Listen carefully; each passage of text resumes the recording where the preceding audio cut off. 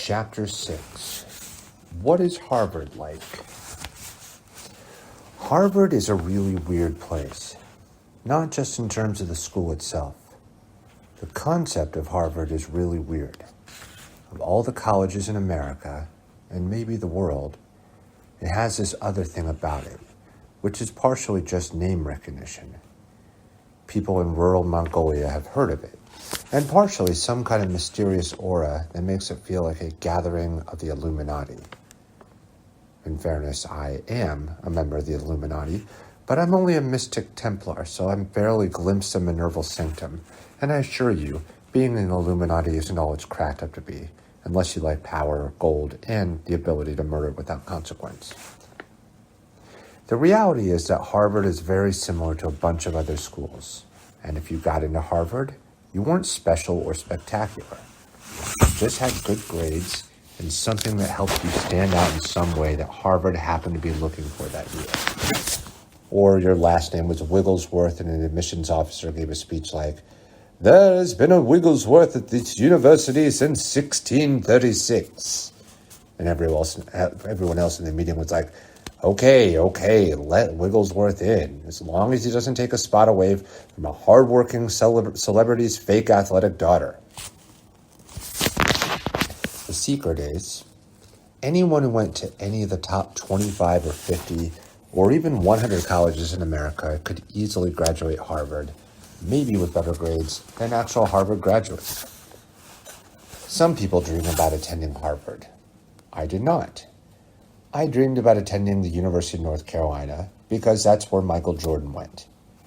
I would constantly write in a journal that I wanted to attend UNC, then go to UNC Medical School to become a doctor, but then reject medicine and write science fiction thrillers like Michael Crichton. My parents pointed out that maybe I shouldn't go through 4 years of medical school to not become a doctor. But guess who did just that? That's right, Michael Crichton. There was also the simple fact that Harvard was never a place I imagined I could go. Growing up in Staten Island, no one ever said, "Are you thinking Harvard or Yale?" They said, "Are you going to college down the street? Or will you just stay in the house till you grow up until you die?" To this day, no one has ever met me and thought, he probably went to Harvard. Most people meet me and think, he might have gone to college. I certainly never volunteer that information, purely out of self-preservation. When you're starting out in comedy, particularly stand-up comedy, being introduced as this next guy went to Harvard is maybe the quickest way to get an audience to hate you. But if people do find out, their first question is usually, "Really? You? Huh." And their second question is, "What is Harvard like?" Harvard is like Professor X's School for Mutants, except their mutant powers are playing cello or computer programming or being a Saudi prince. It's a quarter athletes and legacies, a quarter geniuses, and then the remaining half are fairly smart kids who suddenly realize they aren't geniuses. I got a perfect score on my math SAT, and a not great score on my verbal SAT because, again, anything verbal is my enemy. But when I got to Harvard, I realized, oh, damn, I suck at math. The first day, we all took a math placement test and were divided into 5 tiers of math classes.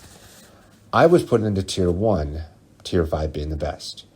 I met a couple kids who made it into tier 2 or 3, and they were like professional math doers. "Who the hell is in tier 5, I asked. "Sasha," they said. And they pointed at a kid with a full beard and flip-flops who was tossing a frisbee into a tree. That's what Harvard was like, thinking you're pretty good at something, then meeting someone who was really good, or maybe even one of the best in the world. And that doesn't even mean they got good grades. A lot of the most famous alumni left without graduating because their work became more important than school. People like Bill Gates, Matt Damon, and Mark Zuckerberg. And you know who did graduate? The Unabomber, Ted Kaczynski. The point is, never graduate from Harvard. People often ask me, did you, hang out with Mark Zuckerberg? He was a year behind me, and I remember when Facebook first started because it only operated within our school, like an actual yearbook. I was probably one of the first 100 people to join, and I immediately thought, this is a gigantic waste of time. I wasn't wrong, but I certainly never imagined it would become a multi-billion-dollar company. My parents pointed this out to me several times while I was making $400 a week writing for a cartoon show.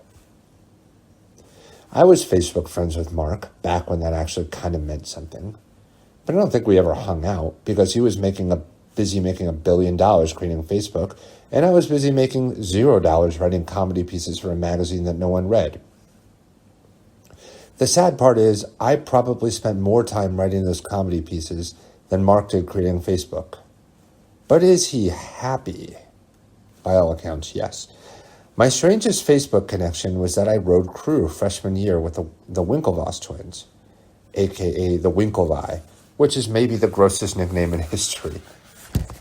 They probably don't remember me because they were approximately 8 feet tall, 230 pounds, and excellent at rowing, where I was 6 feet tall, 160 pounds, and hadn't rowed a boat since my grandpa took me to a duck pond on Staten Island in 1993. I walked on the crew team, which is what they call it when the coach humors you and lets you join the team, mostly for his own entertainment. Think of it like the first couple episodes of American Idol, when they're ostensibly looking for singers, but really actually looking for train wrecks. A lot of walk-ons flip the boat and fall into the shockingly disgusting Charles River. And if you're the crew coach, that's got to make you laugh. The thing about crew, though, is that there's no way to do it and not get incredibly fit. By spring of my freshman year, I was in by far the best shape of my life, even though I was consuming 4,000 or 5,000 calories a day, because I was rowing a goddamn boat for hours and then running 6 to 8 miles.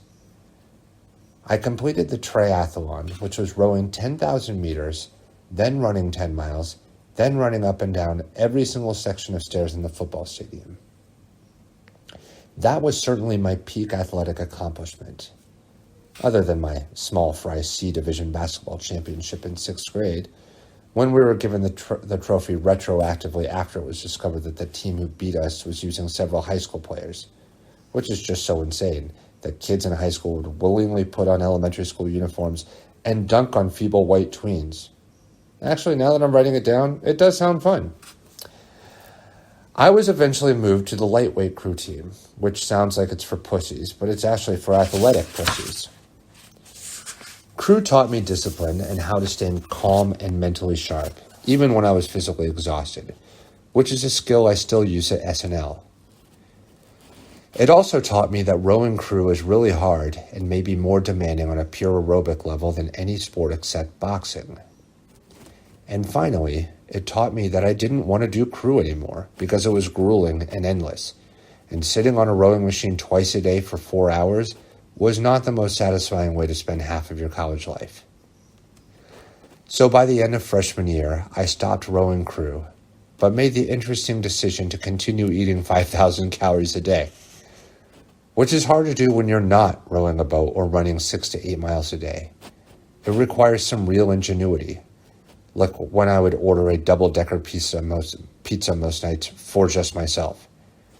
The joke among my friends was that I had to call the pizza place even if I didn't want a pizza.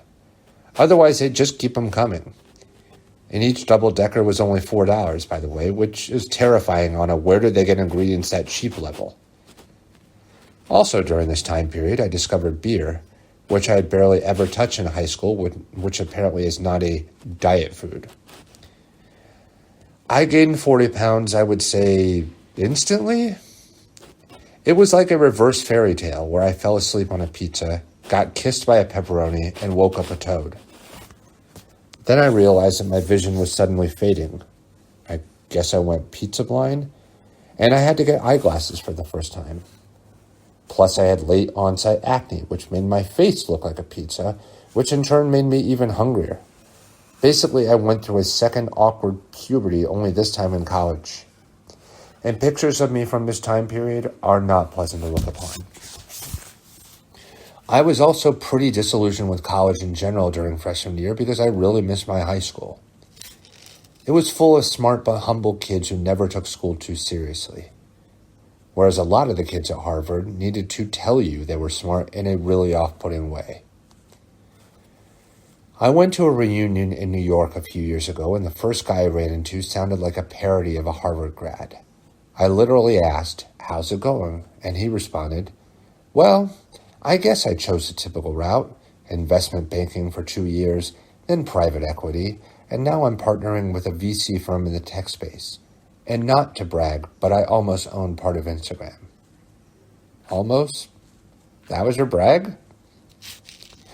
I also became disillusioned with my religion because I was used to a certain kind of Catholic that I grew up with, the kind that's reserved and humble to the point of shaking slightly. Unless they're drunk, in which case they're yelling, "I love you," through a veil of tears. And I was too young, or naive, to understand the real-world implications of religion. In high school, I had gone to Mass every Sunday and studied the Bible from cover to cover. But the Jesuit priests who taught us always focused on the secular, philosophical ideas behind the scripture that rather than giving us a lecture on morality. Plus, my mother, who took me to Mass every week, was a very progressive woman who was pro-choice, pro-birth control, and in favor of legalizing gay marriage. Basically all the things the Catholic Church railed against. So I never thought of Catholicism as strict. I thought of it as a community, and I thought of a church as a place for quiet reflection once a week. Then I got to college, and the religious kids were really religious. The kind who push religion on others in a way that really freaks me out. They're like people who keep telling me, "You have to see Hamilton." Honestly, no, I don't. And the more you keep telling me, the less likely I am to actually see it. I've subsequently seen it, and it's excellent. By the way, this is you to a T. This is not part of the book. This is just me saying, when somebody tells you, "Oh, this is something that you have to do," yeah, you almost reflexively go, "Oh, no, actually I don't." You are better about that, though, than you used to be from when I first met you. You're much better about that, actually. Super religious people are basically saying, "You have to see Jesus, otherwise you'll never get to heaven." And I keep thinking, yeah, but I don't want to go to heaven if you're going to be there. That's essentially why I stopped going to Mass once I got to college. The kids I met there were well-meaning, nice people, but who the hell wants to hang out with people like that? Masses involved way more singing than I'd ever experienced before, and everyone was so falsely cheerful and upbeat in a way that made it feel like a cult. It was like a completely different religion. Like a Baptist church with no cool outfits and way worse music. Luckily, there were some truly impressive students at Harvard who were not in any way cocky, but instead went about their work and otherwise acted like cool, reasonable people. That includes current presidential candidate Pete Buttigieg, whom I now have the pleasure of impersonating on SNL, at least until they realized that Jim Parsons would do a way better job. Author Leslie Jamison, who was the star of our creative writing classes from day one. NFL quarterback Ryan Fitzpatrick, who led our team to an undefeated season, no big deal. And my freshman roommate, Naresh Ramarajan, who created an app in India that shows cancer patients a whole range of treatment options and puts them in touch with a specialist in each field. Naresh was incredibly brave even in freshman year. He was raised Hindu and came to Harvard to study medicine. Then over the course of his first year, he came out as gay, dropped out of the pre-med program, and started studying Islam instead. That's a real trifecta for Indian parents. Our third roommate, by the way, would only listen to either a cappella music or instrumental music, meaning he wouldn't listen to the combination of music and lyrics. And he studied intensive Japanese and played the ocarina, which is the mythical wind instrument from the Legend of Zelda. Our upstairs neighbors heard it through the radiator and thought it was a ghost. Add me and my personal double-decker pizza into the mix, and we were a real wrecking crew. What I realized by the end of freshman year was that I didn't exactly fit in anywhere at Harvard. I felt lonely and isolated and out of place. This is how bad and emo it got.